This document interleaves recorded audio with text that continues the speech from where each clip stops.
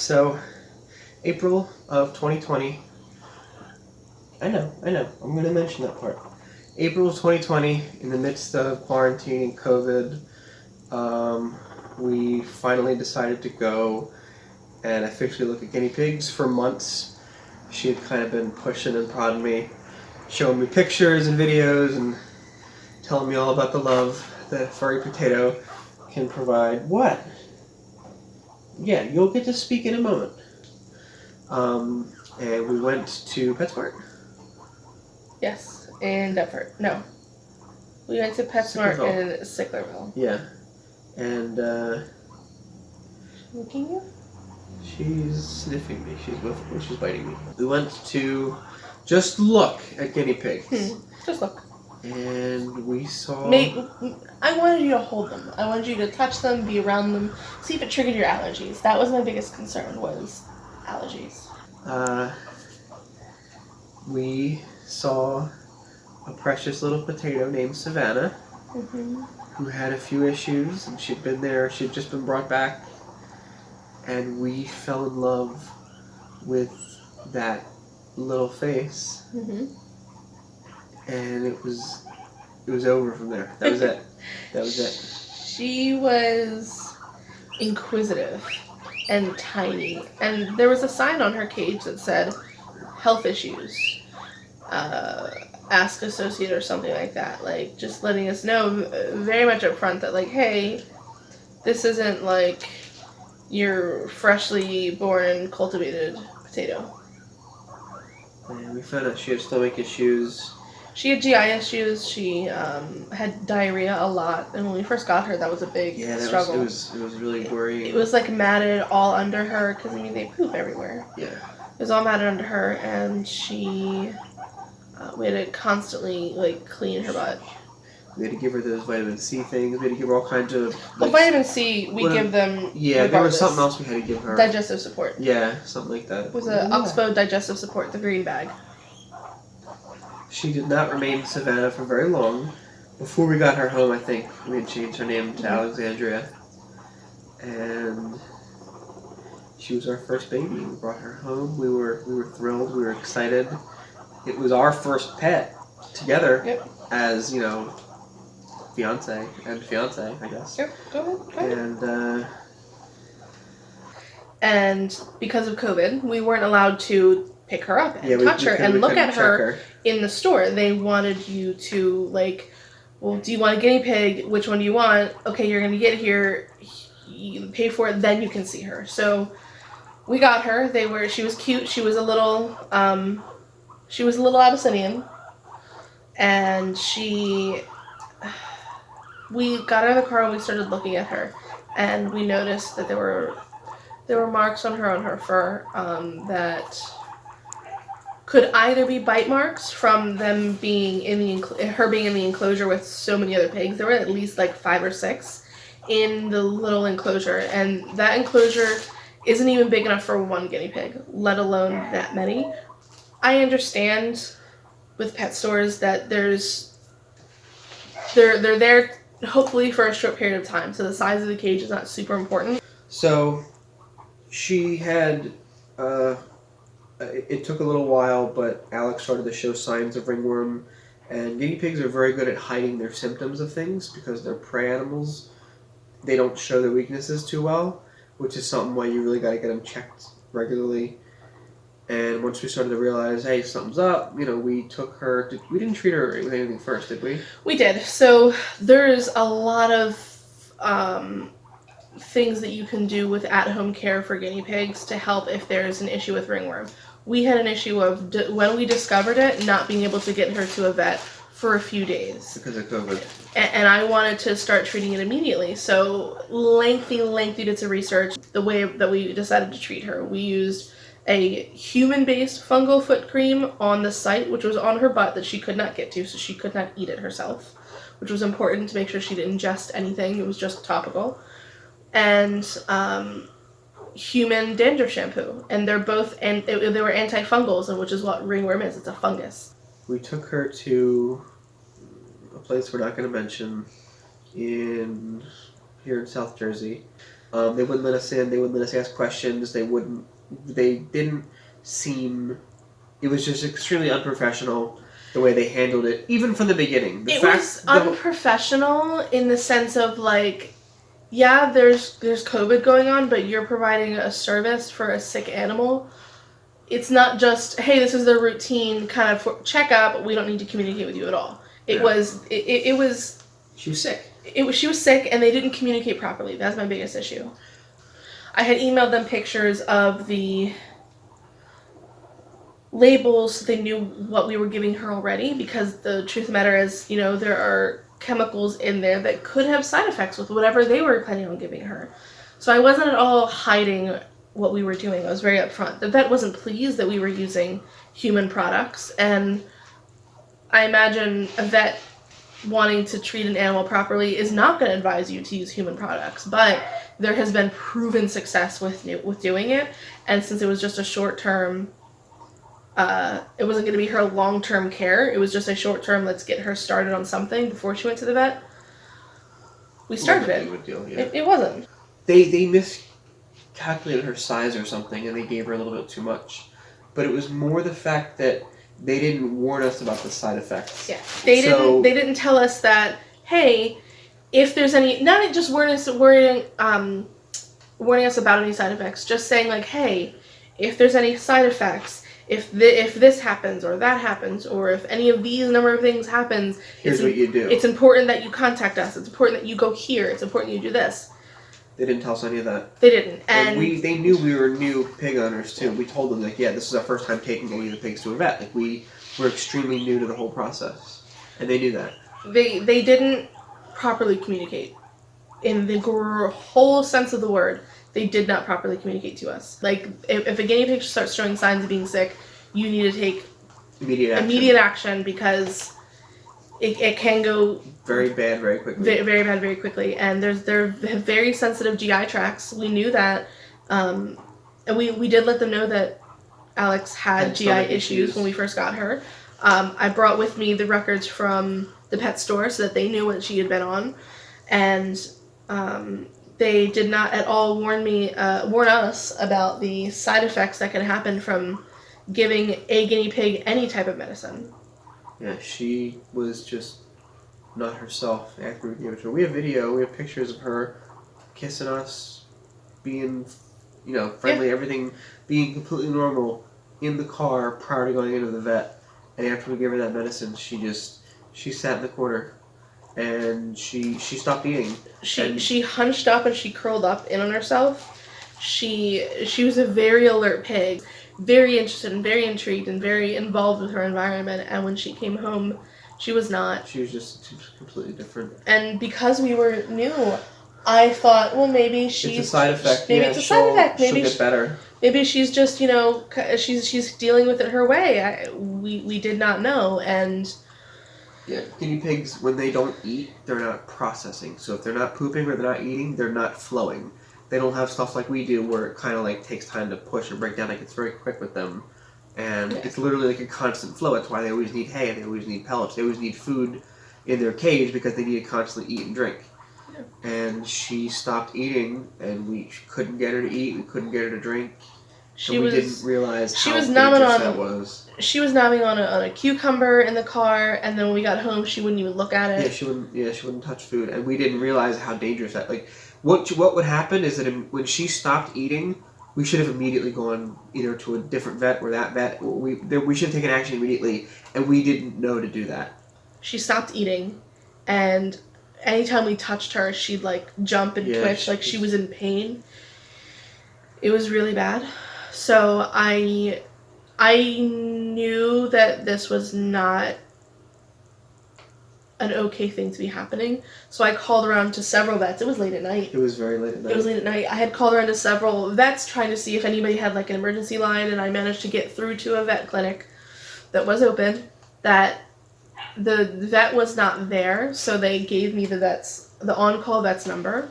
So I called the on-call vet and I spoke to them. And that's when I learned about critical care. That's when I learned about GI stasis. That's when I gave her, we had been weighing Alex for about 2 weeks. Yeah. So I gave her Alex's weight and the medicine, and she said that it was a little bit too high of a concentration or high of a dose for her. It wasn't tremendously a lot, but it was. She was a fragile pig. She was extremely fragile, and even going into it. So this is the vet that really kind of gave us information. She had never met us. She wasn't our primary vet. She was just some on-call vet at one of the 7 that I had called to try to get some information. And she had recommended for us to take her to an animal hospital that's 24 hours. It's called North Star. It is located in Maple Shade. That's the one that we went to. I had called them, and I had said, I have a guinea pig. Do you have an exotics on staff? And they said... They said yes. They said yes. They said, yes, bring her in. We'll take care of it. I was like, all right. It was 11...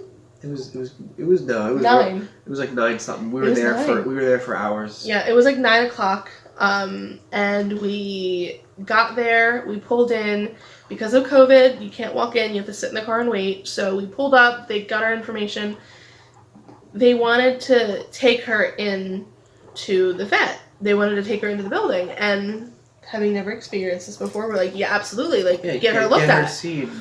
So we didn't know that meant she was going to sit in a box for 2.5 hours. So they took her, and it is an emergency vet hospital. At night, there's not a huge staffing, which I understand. We've had plenty of experience with late night vet visits at this point to understand that there's not really a lot of vets on staff. But I had specifically asked them if there was an exotics on staff, and they said yes. And there wasn't. There was not. So they took her, and we were thinking, fantastic, she's going to get looked at, she's going to get assessed, they're going to do whatever they have to do to help her.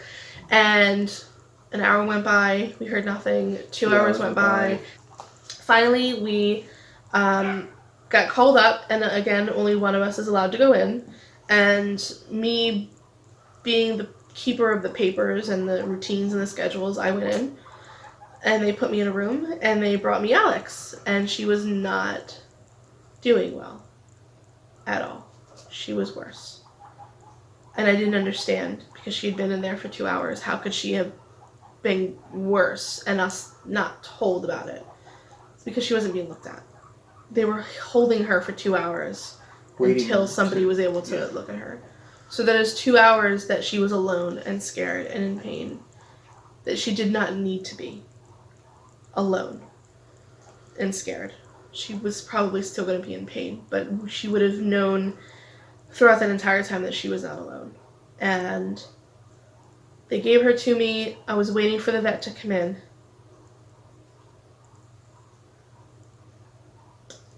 And she had a little seizure in my hands. And I didn't know what was happening.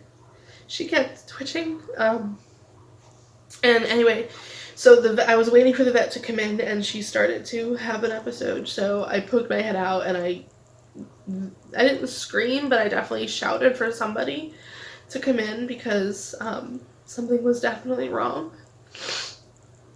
So the vet came in, and she grabbed her really quickly, and she took a look, and by the time the vet had first gotten her hands on her, even though she'd been in the building for 2.5 hours, she was already gone. Greg was in the car, so I called him, and I didn't want to tell him over the phone what had just happened. I just wanted him in the building. So I called him. They let me in. I said, like, my husband's in the car, like, he needs to be in here, he needs to come in. They let him come in. He came in, and I told him, and it was just awful. And there's a lot of things that did not need to happen that did. Whether that's because we were too inexperienced to demand better, or whether it was because she was just already so fragile, I don't really have an answer. They didn't charge us for the emergency visit. I mean, how could they? They didn't really do anything. But the only thing they charged us was to get her ashes. Yeah, her footprint. They after they let us process what had happened, we filled out everything to to get her back to us. The nurse came out from behind the desk, or the person, whoever, whatever you want to call her, and hugged you. Yeah, the vet tech, even amongst COVID, and only allowing one person in the building, and all these other precautions that they're taking. That she saw the pain that we were going through, and she hugged you, which that still blows my mind. Like that was peak COVID. Like, that was when everything was shut down. COVID. Yeah, like I was worried about getting pulled over on the way to the vet. Yeah, like I had just got back to work like a few days before. Like that's how peak COVID it was, and she hugged you, which the fact that they didn't charge us, and that was like we were sold on North Star. Like we're gonna go to the other location. Yeah. This is our new vet. Yeah, we came home, empty-handed and devastated, and we had a really rough night. Yeah, it was like after 1 o'clock we got home. Yeah, I ended up calling out of work because I was in absolutely no shape to go into work. Yeah, same. Yeah, so we went to get a new one. We went to get just to look, and it's always just to look. We went to the place where we got Alex, and there were no pigs, but our song came on the radio. Yes, and it's not a common song. It's from a movie soundtrack. Yeah, and Pink had done a rendition. It's from The Greatest Showman, and she did a rendition of A Million Dreams, and I hear the radio every now and then, but it's definitely not like it's not something you hear at the store. It's not something you hear when you're shopping. It's not something you hear. I think that's a good sign. That is a sign. I'm waiting for it to play again so I can have proof.